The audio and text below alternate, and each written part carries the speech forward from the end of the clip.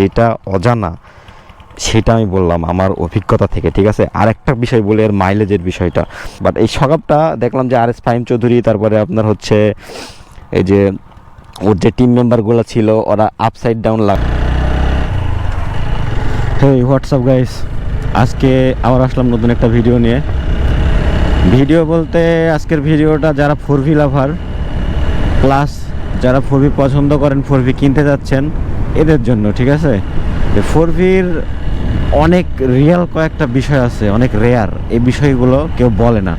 Review তো সবাই দেখেন, ইউটিউবে বহুত রিভিউ আছে, বাট এই রিভিউয়ের মাঝে এমন কিছু কথা আছে যে কথাগুলা কোনো ইউটিউবার বলে না নাকি বলতে চায় না, এটা আমি সঠিক বলতে পারতেছি না। বাট এই বিষয়গুলোই বলবো, আমি 4Vর কোনো রেগুলার রিভিউ দেবো না, জাস্ট এই পয়েন্টগুলো বলবো যে পয়েন্টগুলো কেউ বলে না। তো এই পয়েন্টগুলো শোনার জন্য বা জানার জন্য যারা 4V নেবেন বা পছন্দ করেন ভিডিওটা শেষ পর্যন্ত দেখতে থাকেন। আর রাস্তাটা অনেক সুন্দর না গাইস, অনেক তো করলাম বক। এখন বিষয় হচ্ছে গাড়িটা এক জায়গায় আটকায় এই গাড়ির একটা সুন্দর রিভিউ দিই। জায়গাটা সুন্দর আছে।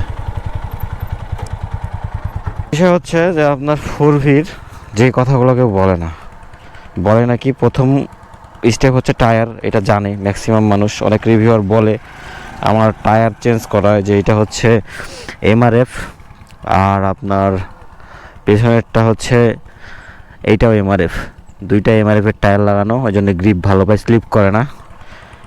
এখন 4Vর ব্রেকিং খারাপ বলে, এটা ব্রেকিং খারাপ না, 4Vর ব্রেক যথেষ্ট ভালো বলবো আমি, বাইট খারাপ না, জাপানিজ ব্র্যান্ডের থেকে 19 বা 18-20। এখন বিষয় হচ্ছে যে 4Vর শকআপ সাসপেনশন, এই কথাটা কেউ বলে না, ঠিক আছে। এই সাসপেনশনটা এটা ইন্ডিয়ান ব্র্যান্ডের দোষ না, যেমন সুজুকি, ভার্সন 2, ইন্ডিয়ান কয়েকটা ব্র্যান্ড আছে, যে আপনার আছে না, বাজাজ, তারপরে হিরো এক্সট্রিম 125R যেটা বাইর হয়েছে নিউ, এটা কেউ ড্রাইভ করলে বুঝতে পারবেন এদের শকআপ এত সুন্দর যে আপনার রাইডিং কমফোর্ট বাড়ায় দেয়, ঠিক আছে। এখন অনেকে বলবেন যে ভাই এই গাড়ি সম্বন্ধে আপনি জানেন না, এই গাড়ি হচ্ছে আপনার হাই স্পিড স্টেবিলিটির জন্য শকআপ হার্ড করা হয়েছে, ঠিক আছে, আমি এটা মানলাম। তাইলে ভার্সন 3 কী করছে? তারপরে আপনার সুজুকি জিক্সার SF যেটা নিউ ভার্সন, ওইটা কী করছে? ওইটার তো গতি আপনার 130-128 ওঠে, এটা নাই 33-35-40 ওঠে।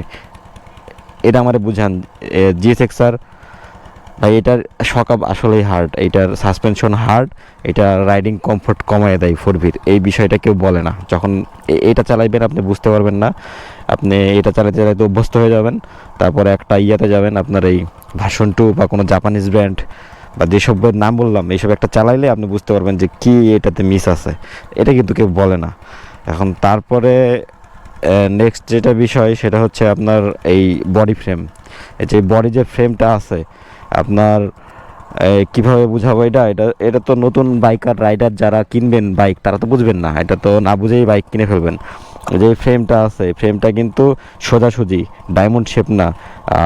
এই আপনার যেগুলো জিক্সার জাপানিজ ব্র্যান্ড আছে এই ভার্সন 3, এগুলার হচ্ছে আপনার এই বডি ফ্রেমটা ওরা কীভাবে তৈরি করে, যার জন্য ওদের আপনার স্টেবিলিটি বেশি পায়, মানে যেটা ব্যালেন্স বলে, বাট এই ব্যালেন্সটা এই বাইকে আপনি পাবেন না, যেহেতু চালাতে অভ্যস্ত হয়ে যাবেন। তারপরে একটা মোনোটন বা একটা ভার্সন 2 এই সেগমেন্টের যদি কেউ চালান তখন বুঝতে পারবেন যে ব্যালেন্স জিনিসটা কি, মানে কাকে বলে, কর্নারিং অ্যাবিলিটি, এটাও অভ্যস্ত হয়ে গেলে আপনার কাছে তেমন কিছু মনে হবে না, বাট ওগুলোর সাথে কম্পেয়ার করলে এখানে এটা ফিকে হয়ে যায়, ঠিক আছে।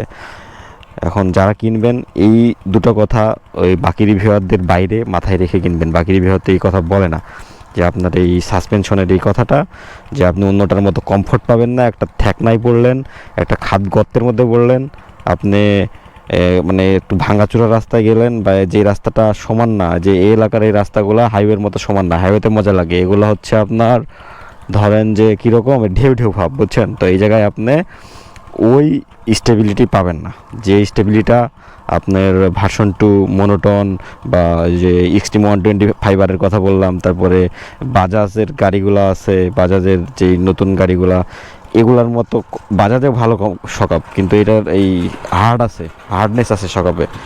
এটা হাইওয়ের জন্য বেস্ট, হাইওয়েতে আমার কোনো কমপ্লেন নাই। খাড়া টান, উড়াধরা টান, এর মতন টান নাই। আর টায়ার চেঞ্জ করলে তো ব্রেক হয়েছেই, আর যদি কেউ ডিস্ক চেঞ্জ করতে পারেন তো আরও ভালো। আবার অনেকে আরসিবির ব্রেক লাগায়, আরও ভালো। বাট এই শকআপটা দেখলাম যে RS ফাহিম চৌধুরী, তারপরে আপনার হচ্ছে এই যে ওর যে টিম মেম্বারগুলো ছিল ওরা আপসাইড ডাউন লাগাইতেছিল। কারণ কি? কারণ এই শকআপের আপনার পারফরমেন্স খারাপ। যদি ভালোই হইতো ওরা কিন্তু ভাই লাগাইতো না, ঠিক আছে? আর এটা কিন্তু ওরা রিভিউ বলে না যে এটা এই গাড়ির দোষ, বলে কি? কেউ বলে না। এটা টাকা খায়া করেন না খায়া করি না আমি বলতে পারি না, বাট আমি ছোটো ইউটিউবার হিসেবে আমার এটা বলার দায়িত্ব ছিল। তো এই আজকের রিভিউ। আর বাকি যেগুলো স্পেক ভাই কি খাড়া টান এই সেই এগুলো সব জানেন, বাকি ইউটিউবাররা বলে। এখন যেটা অজানা সেটা আমি বললাম আমার অভিজ্ঞতা থেকে, ঠিক আছে? আর একটা বিষয় বলে, এর মাইলেজের বিষয়টা। এর মাইলেজ অনেকে বলে যে হলো খুব খারাপ, এটা মিথ্যা কথা। এই গাড়ি যদি আপনি টানেন তাইলে আপনার মাইলেজ দিবে 35, আর যদি আপনি ভদ্রভাবে চালান তাইলে আপনার মাইলেজ দিবে 42 থেকে 44। এটা অরিজিনাল মাইলেজ। অনেকেই মাইলেজের প্রশ্ন করেন, তো আজকের পর থেকে মাইলেজের প্রশ্ন রাখবেন না, আমি যা বললাম এইটাই। তো আজকে রিভিউ পর্যন্ত, বাই বাই। সাইড থেকে নয়েস আসছে, টাটা।